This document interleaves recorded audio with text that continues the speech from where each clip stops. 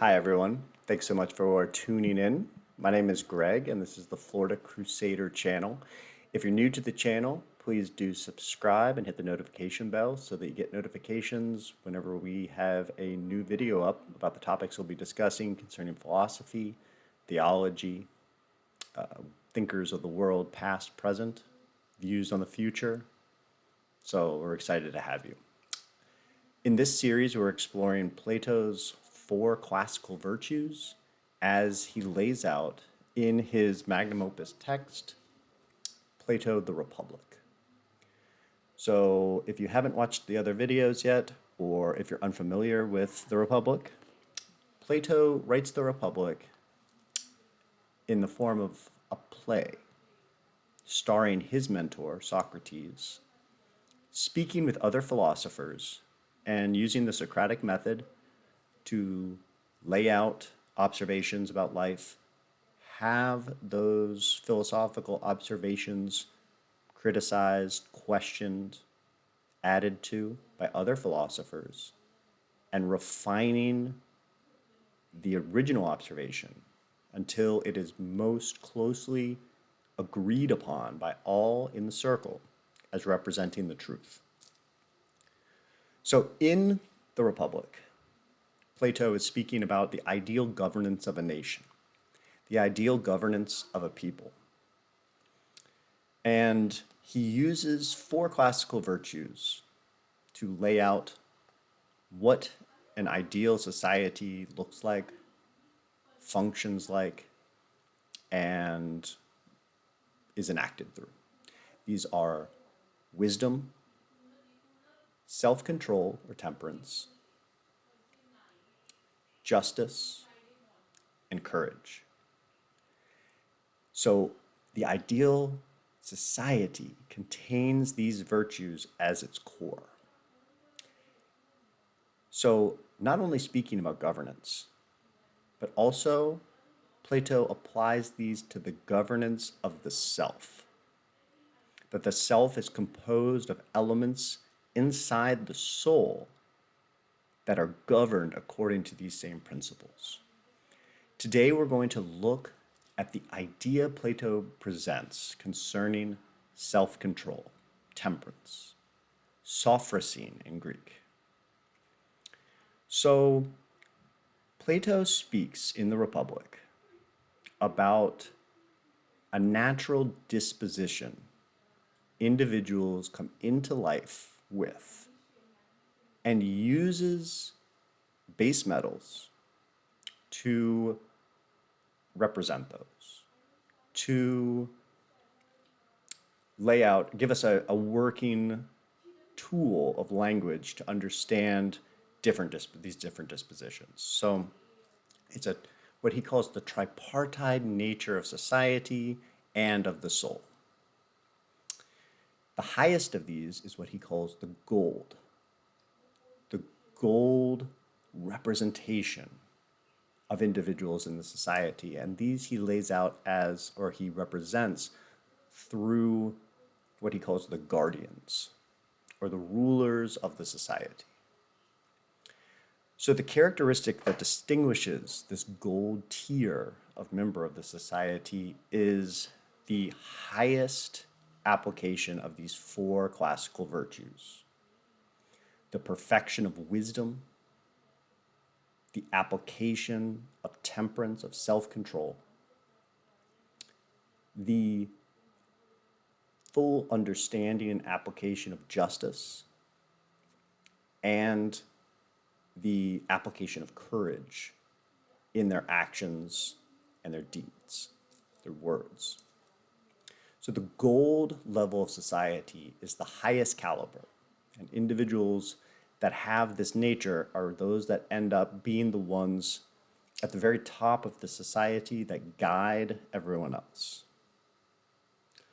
Below this, we have the silver element of the society and the soul, which is the spiritual, or the warrior, the priesthood, those that uphold the law.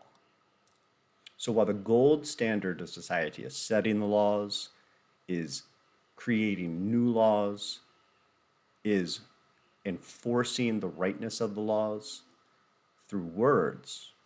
The silver tier are those that are enforcing those laws, those that are upholding those laws, those that are guarding against forces that violate those laws. The third tier is what he calls the bronze tier. And this is the majority of the society, which are the people that are the shopkeepers, the butchers, farmers, people that are doing the work inside the society, shopkeepers, people that we mainly interact with when we think about living inside of a society, inside of a culture. So, although Plato is laying out a governmental system and speaking about societal governance in a direct way, he's also speaking about the governance of the individual through this hierarchy that allows the individual to be the most properly aligned. So we're going to take a look at what Plato calls the tripartite nature of the soul in the Republic. Just as the rulers of the society are the gold standard of the society, inside of the individual, Plato identifies the gold standard of the tripartite nature of the soul as being that of rationality, the ability to discern, to observe and interpret, to be able to figure out how truth is applied in one's life.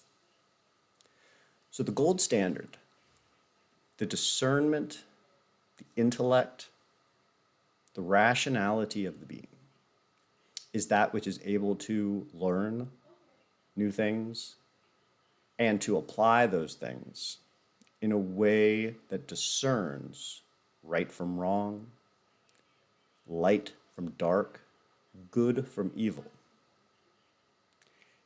This is a capacity that is unique to human beings. The ability to understand higher knowledge utilizing rationality. The ability to debate ideas using rational formulas. The silver tier, inside of the tripartite nature of the soul, Plato identifies as spirituality, as religion, as the understanding that all that we see is not all there is, that there are the laws that make life possible and that make life continue are something that is beyond a randomness, something that has a structure to it and the ability to explore what that structure is.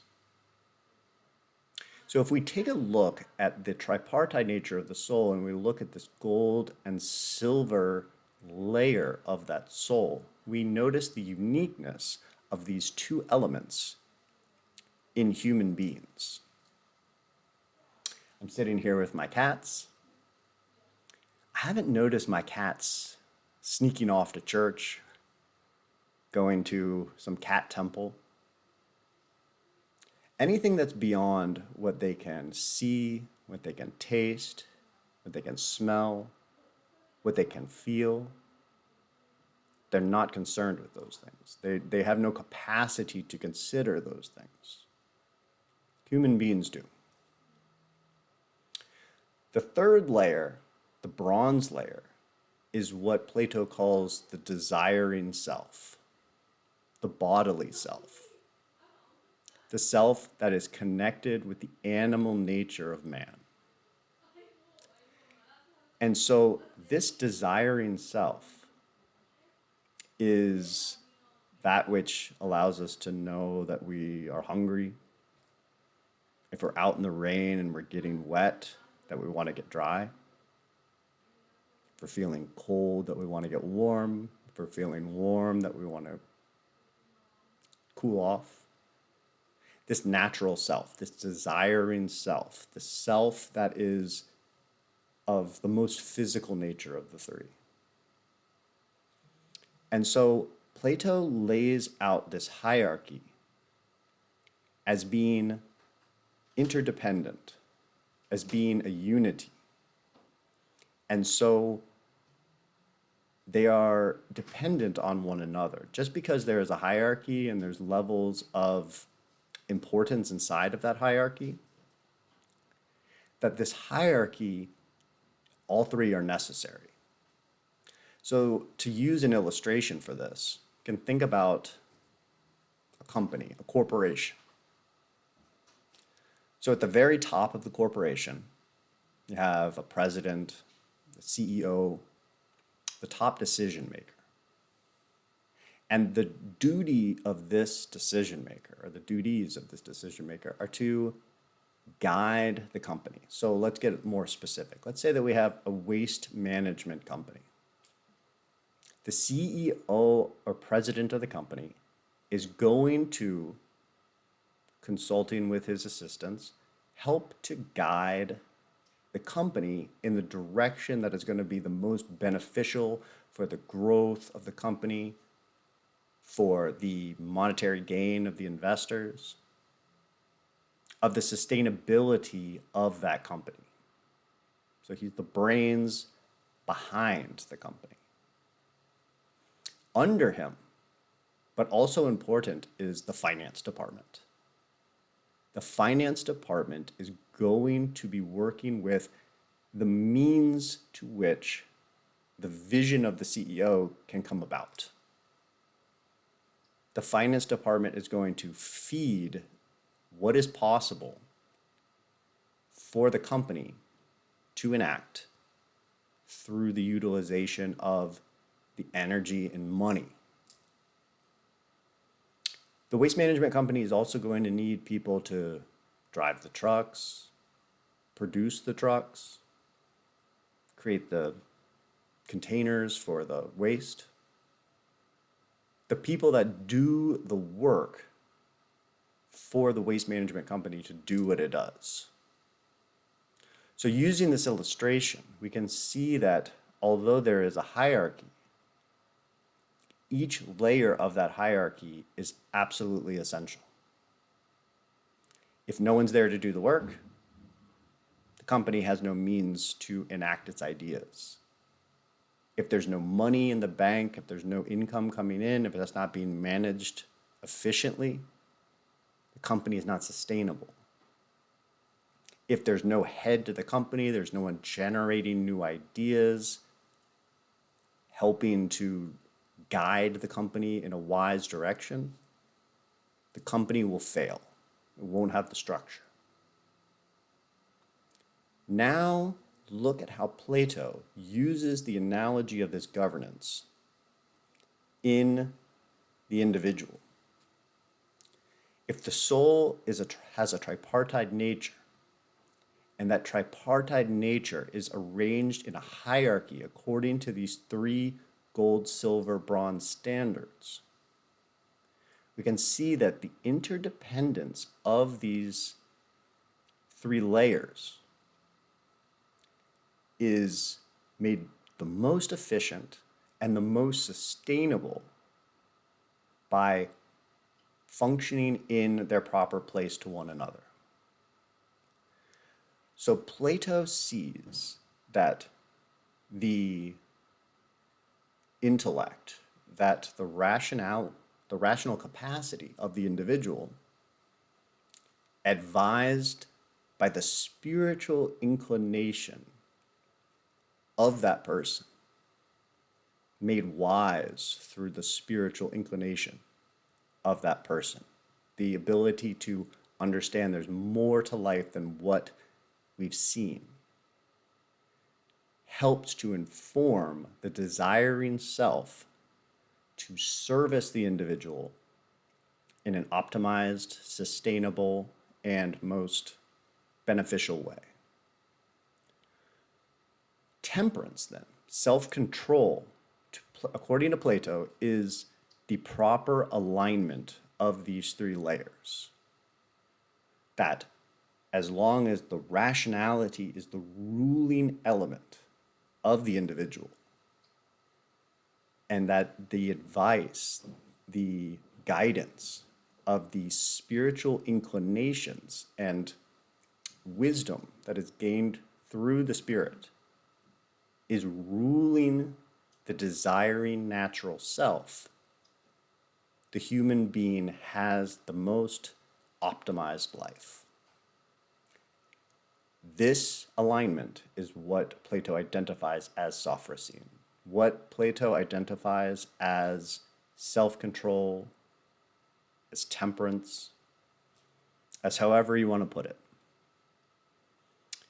So, taking a look at how Sophrosyne informs the other elements of the four classical virtues allows us to have some insight into why this is important.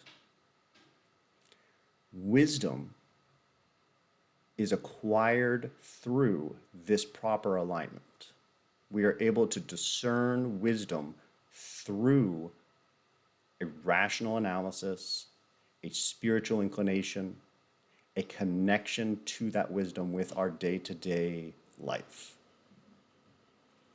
We're able to understand justice and apply justice correctly in whatever capacity we are applying it in our lives by discerning, understanding the significance, and then applying that understanding in our life. We're able to develop courage through this same self-control. That courage needs to understand why it's doing what it's doing, the person. Understanding the significance of our actions so that then it is empowered to act. And that the self is then strong enough, willing enough, able enough to enact that courage. So taking a look at how this hierarchy both syncs up and aligns in that hierarchy is what Plato identifies as order, as self-control, as a proper alignment. And conversely, as a society, as an individual, inverts these principles, they create chaos. So, as the desiring self becomes primary over the spirit and the rationality, we see the recipe for an inner civil war. And inside of a society, we see this as the recipe for a societal collapse. So understanding how principles of governance are guiding natural principles for an individual to understand is a key thing. And Plato lays this out as the key to understanding what self-control and temperance is in its true form, its most ideal application. So this is a very interesting concept, and I ran across this quote that I wanted to share with you guys. It's by another thinker, Machiavelli. He encourages the reader to develop strength to do bold things, not the strength to suffer. Develop strength to do bold things, not the strength to suffer. How is this made possible? That development is made possible through this same Platonic concept of self-control and temperance. As one is properly aligned, strength is the result. Action is the result. And then manifestation. Let me know your thoughts. If you guys have not subscribed to the channel and not hit the notification bell, please do that so that you can be made aware about the rest of the videos for the series as they come out and subsequent series where we'll be exploring other important thinkers and topics that will be hopefully something you find super interesting. Thank you guys so much, and I will see you in the next one.